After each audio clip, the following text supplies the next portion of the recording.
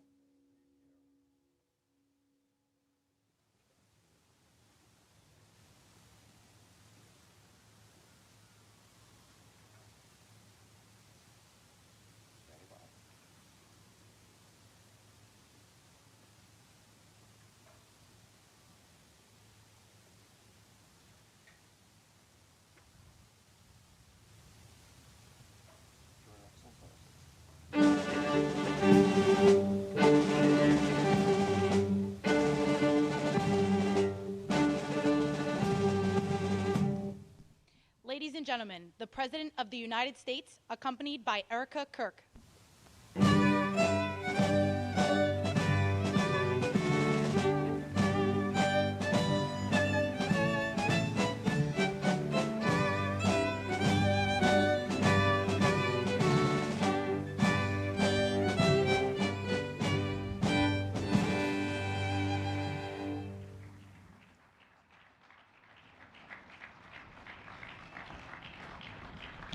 Thank you very much, everybody. Please, this is such an honor. This is the, please be seated. This is the first time we've been at the new and improved Rose Garden, and people are loving it. They're loving it like they've not loved a lot of things. We have the Presidential Walk of Fame, which you just saw, and it just opened, and we wanted to get it open for this occasion. We were hoping we were able to get outside, and the weather allowed us to. It was supposed to be a terrible rainy day. I was telling Eric, and God was watching, and he didn't want that for Charlie. He just didn't want that. So it's really beautiful. It couldn't be more beautiful. Today we're here to honor and remember a fearless warrior for liberty, beloved leader who galvanized the next generation like nobody I've ever seen before, and an American patriot of the deepest conviction, the finest quality and the highest caliber, the late, great Charlie Kirk.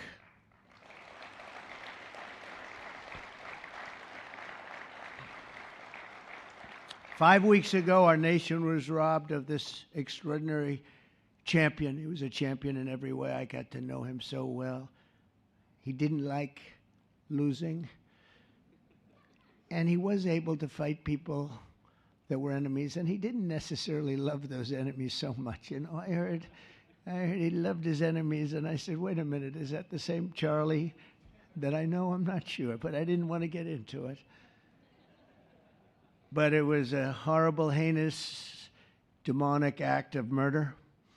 He was assassinated in the prime of his life for boldly speaking the truth, for living his faith and relentlessly fighting for a better and stronger America. He loved this country. And that's why this afternoon it's my privilege to posthumously award Charles James Kirk, our nation's highest civilian honor, the Presidential Medal of Freedom. Thank you.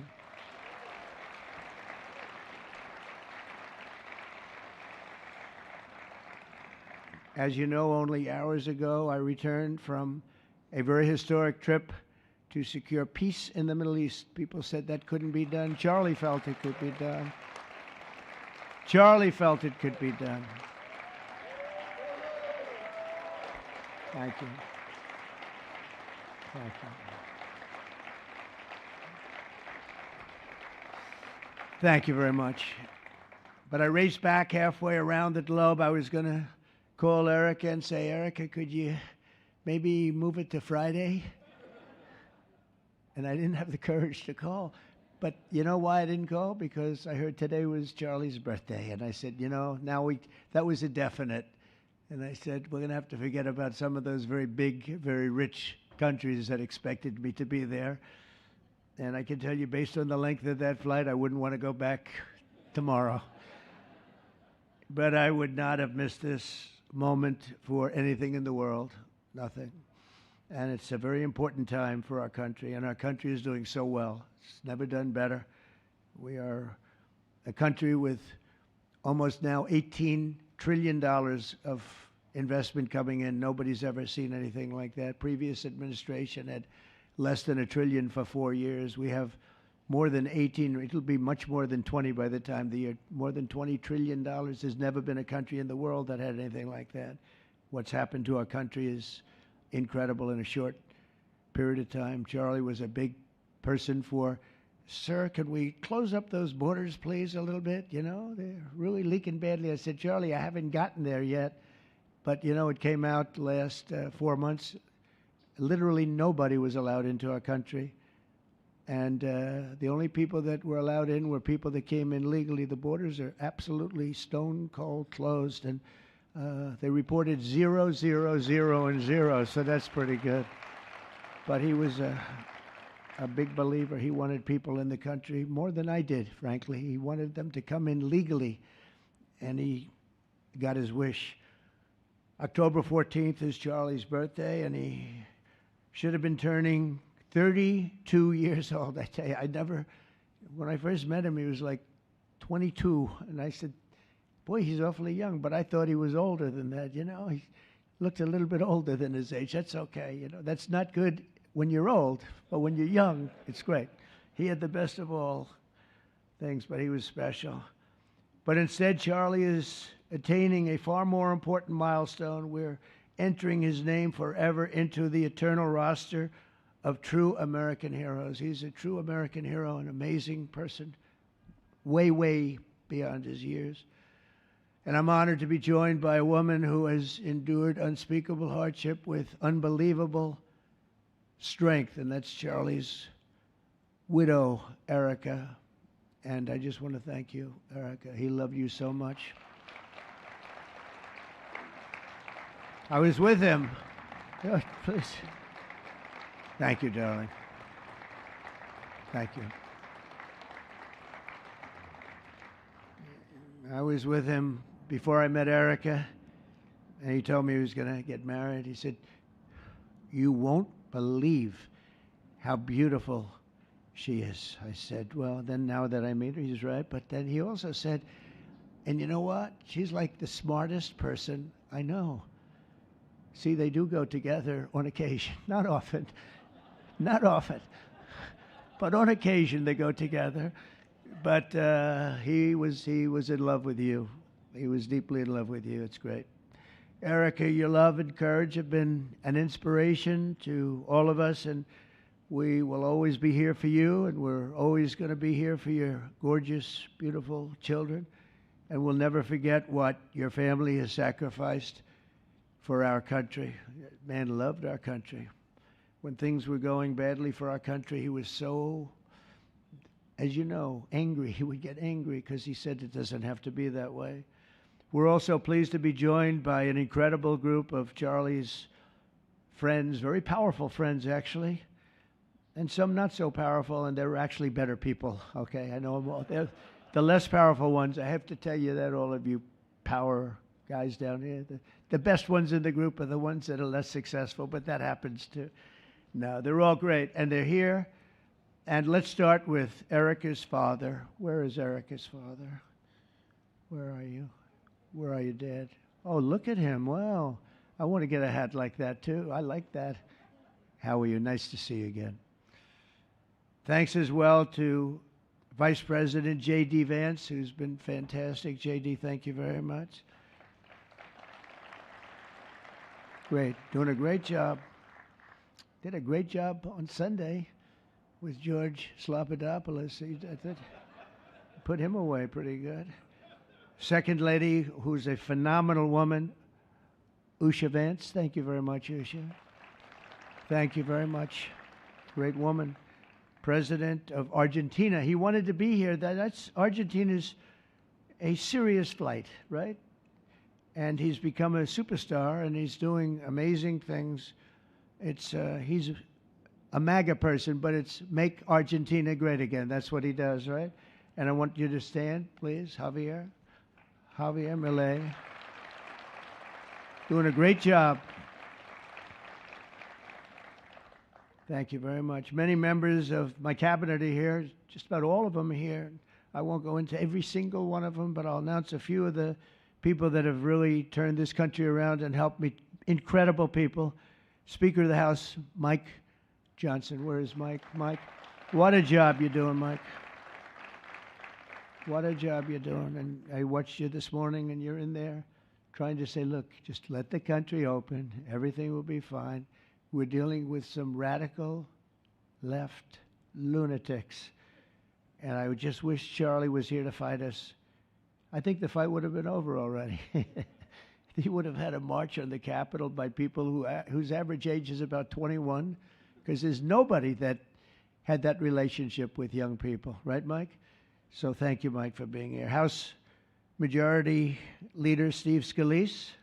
Steve, thank you very much. A brave guy and a friend. House Majority Whip, another terrific man, Tom Emmer. Tom. Thank you, Tom. Senate Majority Whip, John Barrasso. John, thank you very much. You have all these senators. I'm going to get in trouble. I'm not going to read all their names. I'll be reading all day. We'll be talking about Charlie in about 45 minutes from now. We can't do that. So all of the senators, there's so many of you, thank you very much. I do want to thank Senator Thune for doing a terrific job. He's really been leading properly. Do you agree, Mike? The team, the two of these guys have been fantastic. So to Senator Thune, I want to thank you very much. Incredible job. I watched him this morning, and he was out there pounding them this morning on television, too. And John Barrasso, thank you for the work you've done, and congratulations on your success. But I want to thank you all and all of the Congress people that are here. And I see we have our Attorney General here, and you are doing a fantastic job. Thank you very much, Pam. Thank you. Thank you very much. We have everybody. Wow, that's incredible. Okay, I'm not going to do any more. I'm going to be here too long, but I just want to thank you. Have given him such support, but he always gave you such support. That's why you're here. And very unusual. Charles James Kirk was a visionary and one of the greatest figures of his generation. He was truly an amazing figure and growing leaps and bounds. He knew that the fight to preserve our heritage is waged not only on the battlefield and in the halls of power, of which we have tremendous power here, including the head of a place called War. We call it now War. We had Defense. We had our Secretary of Defense. Now we have a Secretary of War. And somehow I think it's more emblematic, and hopefully we'll never have to use war, but the fact that we're ready is very good. Peace through strength is very important, but also in the hearts of our nation's youth. That's where Charlie rode strongest. At age 18, that insight inspired Charlie to found the organization that ultimately touched the lives of millions and millions of people, and so many young people that nobody's ever seen anything like it, frankly. Turning Point USA. It's amazing, and it's actually bigger now. It's become bigger in the last few weeks than Charlie ever thought. I think his end vision in many years from now would have been just a fraction of what it turned out to be in a couple of weeks, right? It's amazing. With hard work and joyful spirit and endless enthusiasm and determination. And he did have great enthusiasm. You know, I always say you need enthusiasm to be successful. Enthusiasm. Charlie grew Turning Point into the largest conservative youth organization in the entire country. He forged a personal bond with countless young conservatives. He fought for free speech, religious liberty, strong borders, and a very strong and proud America. In everything he did, he put America first. He really put America first. And ultimately, Charlie became more than a leader of an important organization. He became the leader of historic movements all over the country. There were movements, individual movements, one movement, but it was historic. Everything he did was historic, and a true evangelist for the cause of freedom and the word of Almighty God. God was very important to Charlie. He would say, you know, if you don't have religion, you're not going to have a strong country. It's true. He was so wise beyond his years. You know, I talk to him sometimes and say, this guy is like a young guy. He was really a wise man. From the time Charlie worked on my presidential campaign in 2016, and he was there right from the beginning. He liked me. I don't know. I have no idea why. What the hell was he thinking? He said, you're going to win, sir. I said, you know, I'm running against 17 senators and a lot of tough people and governors. We have all these people. And he said, no, you're going to win, sir. He said, not going to be close. And he made it happen. He helped make it happen, I'll tell you that. Without him, who knows what would be. Maybe you'd have Kamala standing here today. That would not be good. I will tell you, Javier, you don't know who Kamala is. Promise, it would not be good. You agree with that, Howard? He also mobilized countless citizens to go vote. It's called Go Vote. Very simple. And with his help in 2024, we won more young people than any Republican by far in the history of our country.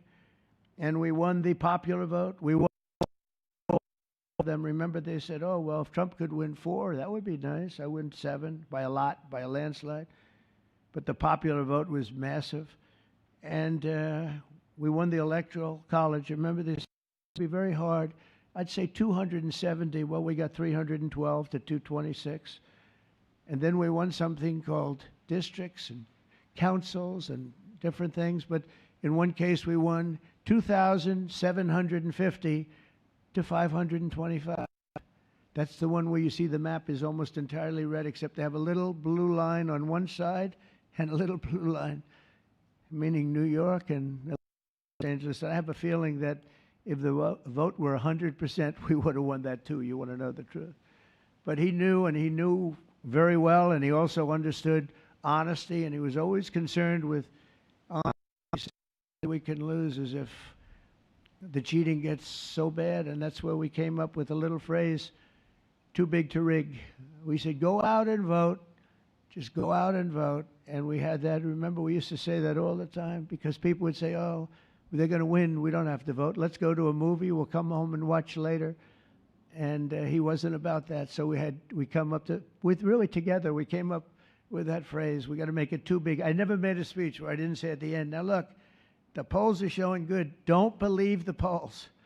He said, we're going to make it, Susie, right? Too big to rig. So if you think we're going to win by a lot, doesn't matter. Pretend we're losing. You got to go out and vote. They voted. And at 9:02, the whole thing was over, right? 9:02. Remember they said, oh, this could go a few days. Well, it went a few minutes. 9:02. And he knew that. And I felt it, but he knew it. He knew it. I think he knew it more than anybody. But Charlie never missed an opportunity to remind us of the Judeo-Christian principles of our nation's founding or to share his deep Christian faith. In his final moments, Charlie testified to the greatness of America and to the glory of our Savior, with whom he now rests in heaven. And he is going to make heaven. I said, I'm not sure I can make it, but he's going to make it. He's there. He's looking down on us right now. It's so incredible. Look at this, how this turned out. This was supposed to be so dark and cloudy. Not dark and cloudy, is it? Look at that, how beautiful that is. There's no artist that can capture it as beautiful as it is today. Wow, it's amazing. As I said, on the day that he was assassinated, Charlie Kirk was a martyr for truth and for freedom. And from Socrates to think, and to St. Peter, from Abraham Lincoln to Martin Luther King, those who change history the most, and he really did, have always risked their lives for causes they were put on earth to defend. He was put on earth to do exactly what he was doing. He didn't want to waste time. He would have been a top student at any college in the country. I know the college as well. He's smarter than the guys there. He was so smart. But he almost, I guess, didn't have the time. He knew what he wanted to do. It wasn't like, gee, I want to sit in the classroom for 4 years listening to people teach me liberal principles, because they were never going to teach him that anyway. But he didn't have the time. He really didn't have the time. But every time the enemies of goodness and virtue tried to silence the voice of righteous and noble leaders like Charlie, they failed. They seem to fail. Ultimately, they look like they're doing well, and then they end up failing, because the truth has been unrelenting over the years, over history. And people like Charlie, it's just they've got a power that others don't have, and very few people will ever have. So today, like those martyrs before him, Charlie's voice, his message, and his legacy are stronger and greater than ever before. They are greater than ever before. Look, this is a horrible event, but it brought out the greatness of Charlie.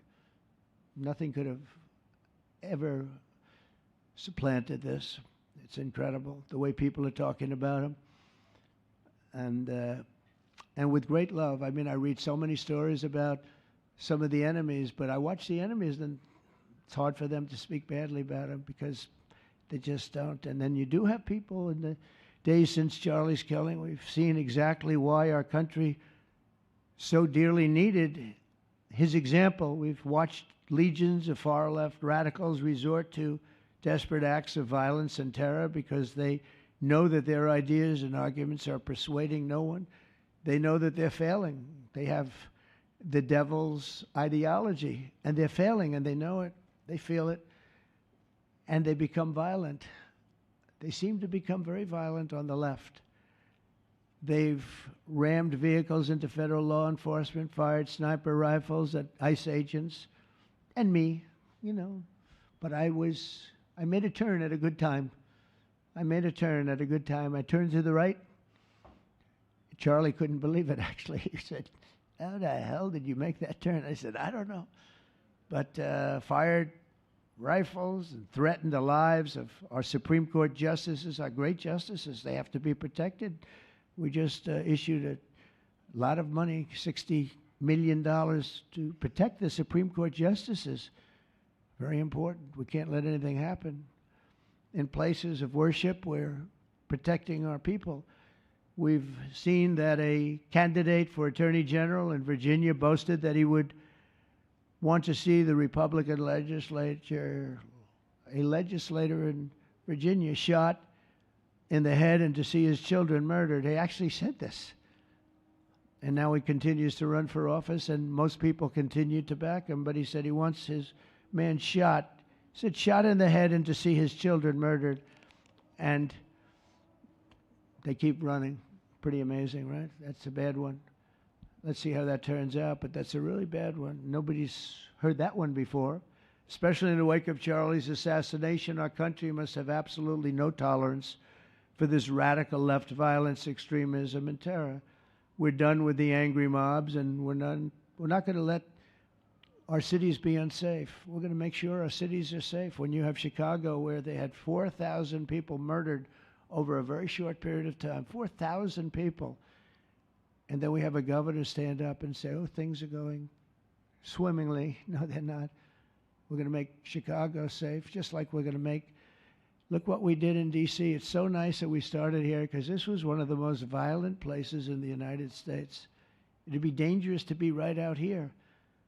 But you couldn't go to a restaurant. The restaurants were all dying. The whole place was dying. You'd have these gorgeous, look at the Washington Monument over there. You'd have these gorgeous buildings and monuments and structures.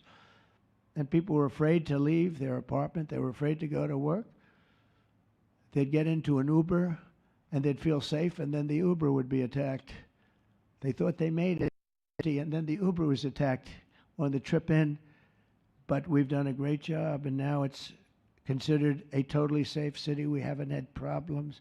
It took us 12 days to make it great. We took out, Pam, 1,700 hard criminals, career criminals in many cases, but these are hardened criminals. Many of them came in through the Biden open borders. We brought them back to the countries.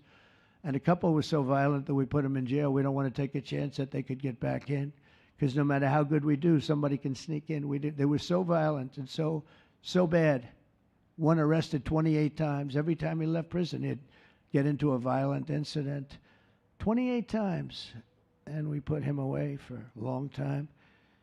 But we're done with the angry mobs. We're done with it. This is such an unbelievable place right now. You take a look where you can walk down the middle of the street with your wife or your husband. Your children can walk. They can walk alone. It doesn't matter. They can walk anywhere in Washington, and they're safe now. If this were a year ago, they'd have a serious chance of being badly hurt, even killed. They'd come in from Indiana, they'd come in from Iowa, they'd come from Florida to see their nation's capital, and somebody would have to call the parents, "I'm sorry, but your son or your daughter's been killed." Not anymore. You hear those sirens going off? That's good. That's a good sound. That means they either got the bad guy or they're going to stop the bad guy. You didn't hear that sound because nobody wanted to do anything. Nobody. Listen to the beauty of that sound. Seriously.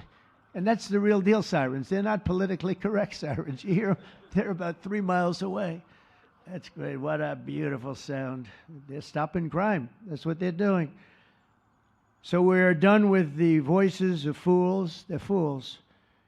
And death threats, and we're going to make our cities safe. And I thought it was Charlie's, one of his biggest dreams was that he couldn't believe it. Chicago's going to be a great city again. We've already, we sent people in there 6 months ago, and this governor said, "Well, crime is down." Yeah, that's because we had the FBI in there for 6 months, just preparing it for the bigger surge. And they've done a great job, the cash and the FBI. They've done a great job, and they love doing it, you know. They love being able to do it. They were restricted from doing it. They couldn't do anything.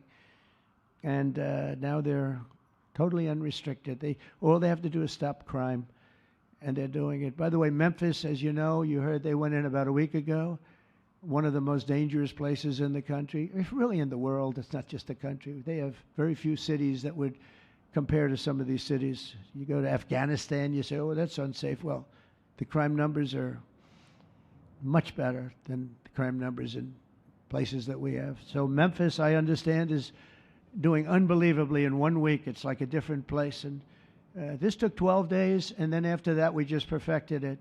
But after 12 days, we had good safety here. After 1 month, it's like, it's really amazing. And by the way, restaurants are booming. Restaurants are opening up. The big problem we have, you can't get into a restaurant in D.C. anymore. So they're opening up. It's a beautiful thing to see. It's called safety. It's called law enforcement and letting them do their job. And that's why I said last month that I have directed the Attorney General and the Department of Homeland Security to confront the very real threat of left-wing terrorism in our country. It's a real threat. Not when you confront it, it's not, because they're not brave people. In fact, they're cowards. When you confront them, they immediately fold. You have to see them fold. You have to see them crying. They fold. But it includes dismantling the networks that fund them and finance them, and we're finding out who those networks are. We already know quite a few of them. When you see these violent incidents, and then you see people holding this gorgeous sign with beautiful wood, beautiful cardboard, wood, everything's perfect paint job, and they're all the same. There are thousands of them. You know that they weren't made in the basement out of love. They were made by anarchists, and in some cases wealthy. I'll probably find some of my nice friends that are up there being so nice to me, especially lately. They're being very nice. But it surprises you who they may be, and you almost wonder why would they do it?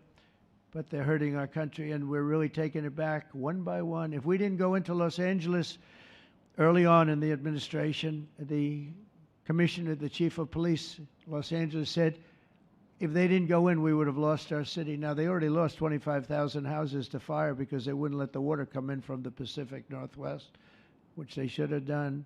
I said, you better do it. They didn't do it, and we had 25,000 homes where they had no water in their sprinklers, they had no water in the fire hydrants. It would have been a different kind of a thing if they did what they were supposed to do. We had to break in. We broke in and had the water come down. They said for the environment, great, they lost 25,000 houses. It's incredible. But the commissioner said without the federal government and President Trump's intervention, we would have lost the entire city. And we have the Olympics going there soon. I got the Olympics. We have the Olympics. We have the World Cup. And we have, most importantly, we have the 250th anniversary of our country. That's going to be most important. And all of these things are happening. And we're going to have safe cities. We're going to have very, very safe cities. So 1 month after Charlie's death, we still feel the terrible shock and the pain of his loss like just about nobody I can think of. Charlie Kirk was one of a kind. He was unstoppable. And he really was. Boy, when he had an idea in his head, he would call me, sir, please, you haven't done it yet. I said, Charlie, relax. Just relax. He didn't relax. He'd call me the next day again. It got it done. But he was like indomitable and always will be. He's really irreplaceable. Nobody can replace him. But they're going to do great. But you can't replace that kind of person and that kind of talent, frankly. The word talent is an important word, but that kind of talent. So we hold his memory in our hearts forever. Every single day of this administration, we will continue to carry out the mission for which he lived, and he really did. He lived for this country. He lived for his wife and his family, but he lived for this country too. In Charlie's honor, we will continue like we have been to fight, and to win. We're going to win so much.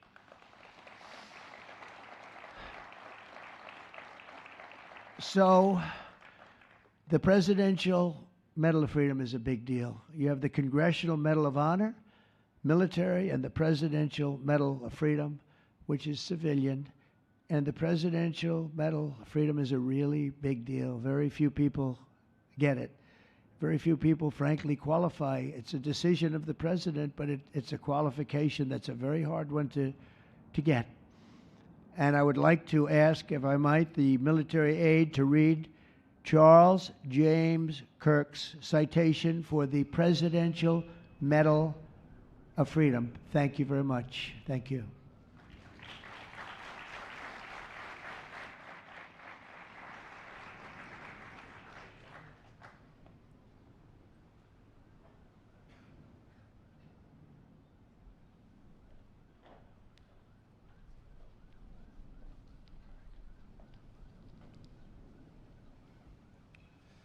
The Presidential Medal of Freedom is awarded to Charles James Kirk. Accepting on behalf of Charlie is his wife, Mrs. Erica Kirk. Charlie Kirk was one of the most influential American political figures of his generation. At just 18 years old, he founded Turning Point USA and grew it into the largest conservative youth organization in the nation. For over a decade, he tirelessly traveled the country, leading a movement to restore respect for our founding principles, reawaken our national identity, and inspire a renewed spirit of religious devotion. He was one of the great debaters and communicators of his time. Despite receiving repeated threats, he remained undeterred and modeled courage, logic, humor, and grace to the next generation. On September 10th, 2025, at age 31, Charlie Kirk was assassinated while addressing a group of students.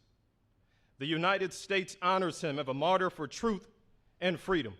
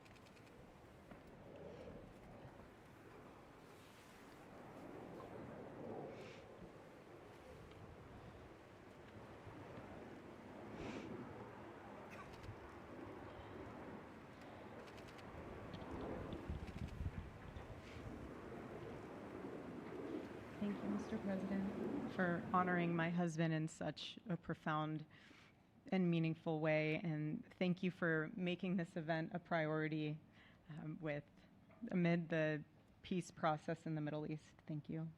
Very grateful. Charlie always admired your commitment to freedom, and that's something that both of you shared. So thank you.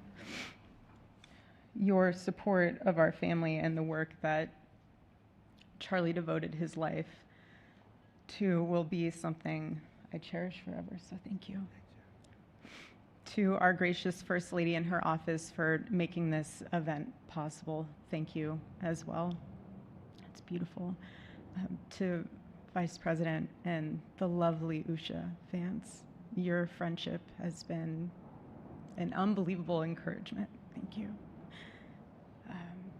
And to all our friends and family that are here and watching from all around the world, thank you for loving us. Thank you for praying for us and for believing in what Charlie believed in. And to our Turning Point USA staff and the Charlie Kirk Show staff, we love you more than you could ever know. And to the Turning Point USA chapters that are watching all across America right now, you are the heartbeat of this future and of this movement. Everything that Charlie built, you guys are the legacy holders of that. You're living proof that his mission did not die with him. It lives through you. And Charlie always said the next generation will decide whether freedom endures. And because of you, I know that freedom will endure. It will. And today we're gathered not only to celebrate Charlie's birthday, but to honor a truth that he gave his entire life to defend, and that's freedom. The very existence of the Presidential Medal of Freedom reminds us that the national interest of the United States has always been freedom. Our founders etched it into the preamble of our Constitution, and those words are not relics on parchment. They are a living covenant. The blessings of liberty are not man's invention, they are God's endowment. Charlie lived for those blessings, not as abstract words, but as sacred promises. He used to love to journal about this topic all the time, and with such a heart postured of gratitude. And he believed that liberty was both a right and a responsibility. And he used to say, freedom is the ability to do what is right without fear. And that's how he lived. He was free from fear. He was free from compromise, free from anything that could enslave his soul. His name, Charles, literally means free man. And that's exactly who my husband was. He was a free man. And from the time I met him, sitting across from him, being interviewed on politics and philosophy and theology, anything that Charlie loved, any topic he loved, and I just saw the fire in his soul, and there was this divine restlessness within him that came from knowing God placed him on this earth to protect something very, very sacred for all of us. And he never stopped fighting for people to experience freedom. He didn't. Charlie often said that without God, freedom becomes chaos. And he believed liberty could only survive when anchored to truth. And I remember in one of his speeches, he told the audience that the opposite of liberty isn't law. He said it's captivity. And that the freest people in the world are those whose hearts belong to Christ. But what's so powerful is that Charlie had the ability to communicate so brilliantly across all generations. And he reminded us that in a world that tells us freedom is doing whatever you want to do, the real freedom is the power to live freely and to do what is right. And in one of his journal entries, he wrote that he wanted everyone to know that you can't have liberty without moral responsibility. Freedom divorced from faith eventually just destroys itself. And what's so fascinating about all of this is looking back these past 12 years of Turning Point USA and his mission, there's almost this veil of sacredness. Because what I realize is that while he was building an organization, he was also building a movement. One that called people back to God, back to truth, and a movement that was filled with courage. And ironically, for a man who impacted millions, Charlie never desired to be the center of attention. He just wasn't. My husband was not a man of extravagance. He loved simple but deeply meaningful things, truly. He loved his late night walks. He loved buying more books than he could ever read because he felt there was no such thing as a book budget. And he loved being able to read to our kids the same bedtime story on repeat because he knew it was their favorite. But to him, that was special. And he loved to sit in the sun on a Saturday morning with his cup of decaf coffee and his phone was off because he was honoring the Sabbath. And for him, it was that moment to catch his breath and just be in peace, because he was unreachable at the moment, and he preferred quiet birthdays. But that never stopped me from telling him. I told him every single year, I said, baby, I love your birthday. I said, because it's the day that God knew the world couldn't go another day without you.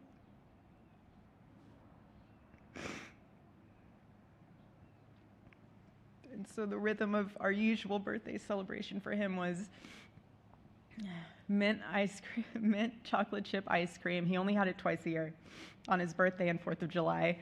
It's just, and then after that, it was back to work as usual. But last year, his one birthday wish was to see the Oregon Ducks play the Ohio State. And they won. Oregon won that night. And it was by far one of the most memorable nights of his birthday experience of his life until today.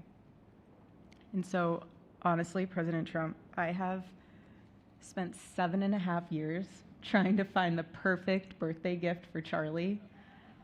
And it's so difficult. And those of you that have spouses or loved ones, you know how difficult it is sometimes to buy a gift for someone that you love, because he wasn't a materialistic man, so that also did not help. But now I can say with confidence, Mr. President, that you have given him the best birthday gift he could ever have.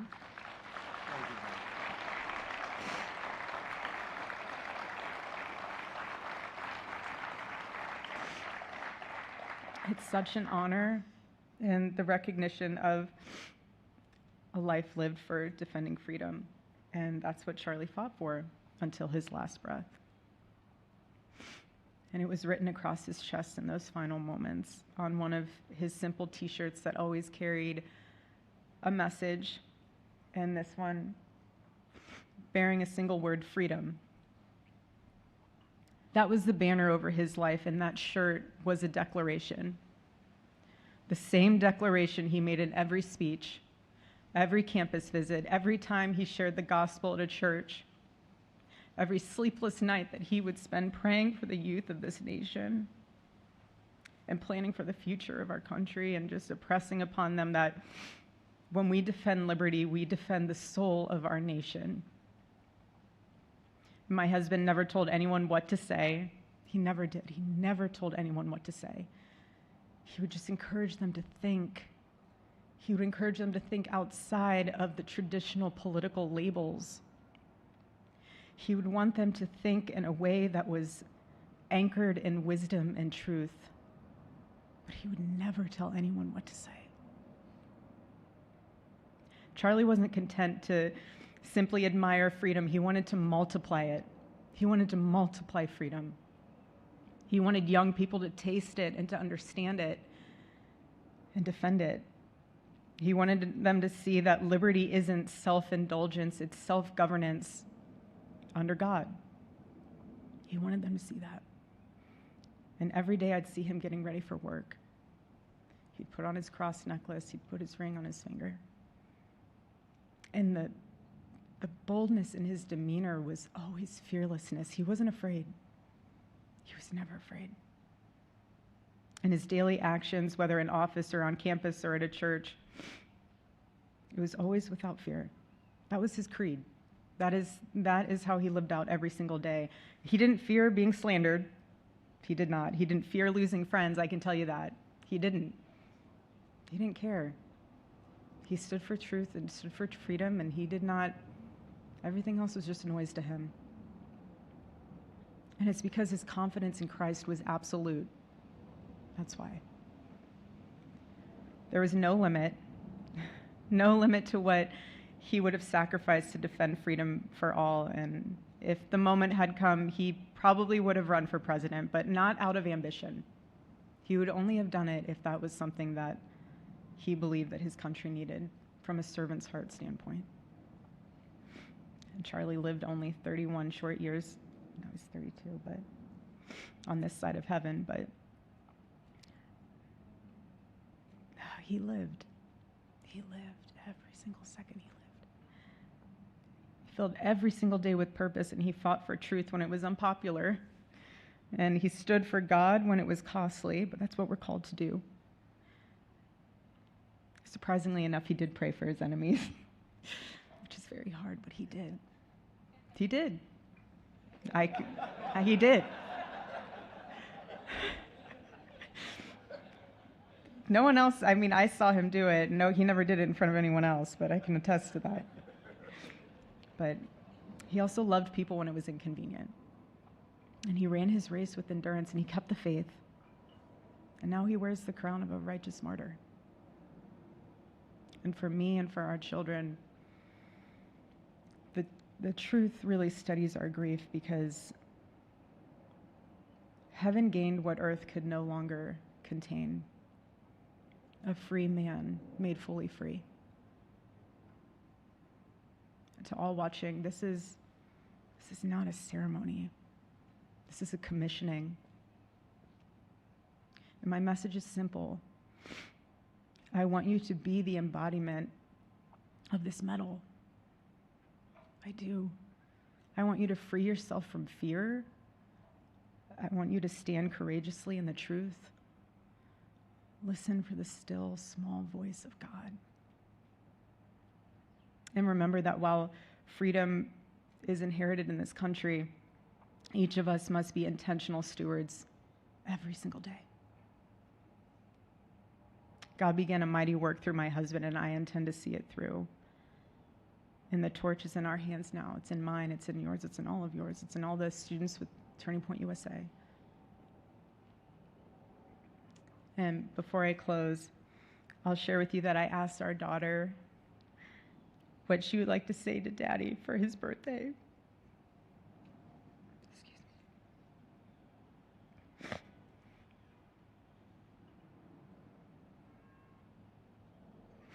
She said, "Happy birthday, Daddy. I want to give you a stuffed animal.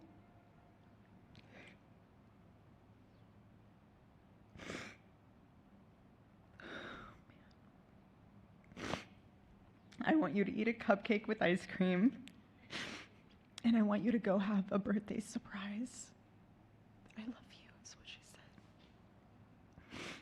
And while our son is precious, he can't yet speak, in classic Kirk family fashion, his actions spoke louder than his words, and his gift to you, Charlie, and myself for that matter, was deciding to become the man of the house and be fully potty trained at 16 months. But Charlie, baby, I know that you're celebrating in heaven today, but gosh, I miss you. We miss you. And we love you, and we promise we'll make you proud. And Charlie's life was proof that freedom is not a theory, it's a testimony. He showed us that liberty begins not in the halls of power, but in the man of a heart surrendered to God. And so today, as we honor Charlie with this incredible Presidential Medal of Freedom on his birthday, I stand here with tears and just a humbled heart and spirit, because his story reminds us all that to live free is the greatest gift, but to die free is the greatest victory. Happy birthday, my Charlie. Happy Freedom Day. God bless you.